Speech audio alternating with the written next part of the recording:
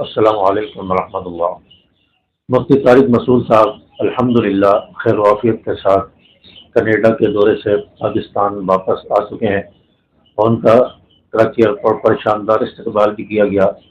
اور سیکورٹی کے انتظام بھی تھے، پھول نشاور کیے گئے اور اللہ اکبر کے نعروں سے فضا گونج اٹھی۔ تو الحمدللہ مفتی صاحب پاکستان پہنچ چکے ہیں، اور وہ لوگ جو مفتی صاحب کے لیے یہ مختلف قسم کے پروپیگنڈے کر رہے تھے اور مفتی صاحب کے خلاف باتیں کر رہے تھے، مفتی صاحب اب پاکستان نہیں آئیں گے، پاکستان سے چلے گئے،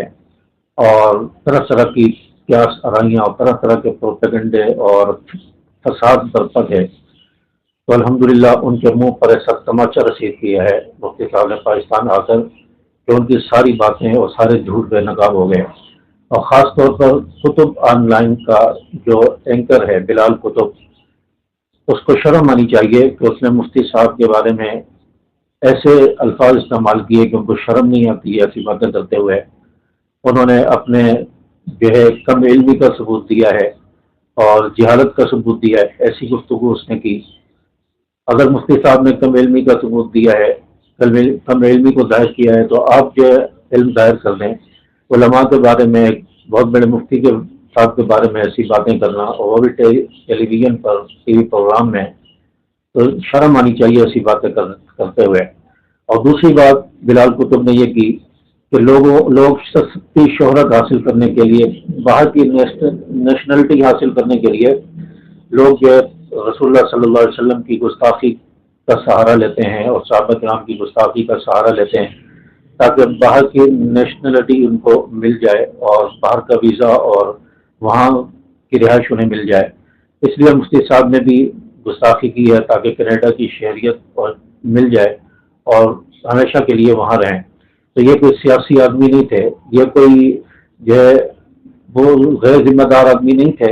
کہ جو باہر جا کے پناہ لیں۔ یہ الحمدللہ علماء دیوبند کے ثبوت ہیں، علماء دیوبند ہے،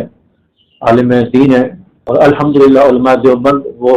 جرت اور بہادری رکھتے ہیں کہ حالات جیسے بھی ہوں وہ حالات سے نہیں گھبراتے، حالات سے بے فکر رہتے ہیں،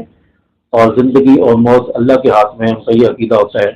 اور مفتی صاحب نے خود اپنے بیان میں یہ کہا ہے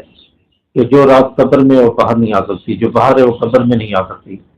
تو ہمیں مرنے سے نہیں ڈر لگتا اور ہمیں کوئی گھبراہٹ نہیں ہے۔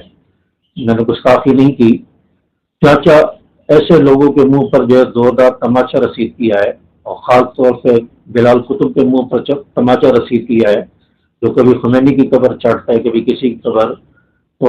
ایسے لوگوں کو مفتی صاحب نے بتا دیا ہے کہ میں گھبرانے والا، ڈرنے والا نہیں ہوں، میں دیوبند علماء میں سے ہوں،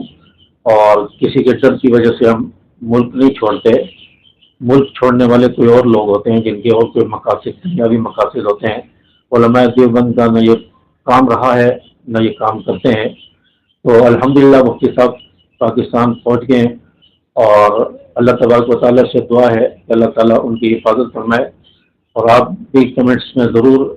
ان کے لیے دعا کریں اور آمین لکھ کر ضرور جو ہے شیئر کریں، کمنٹس میں آمین ضرور لکھیں کہ اللہ پاک ہر قسم کے فتنے اور ہر قسم کے شرور سے اور سازشی لوگوں سے،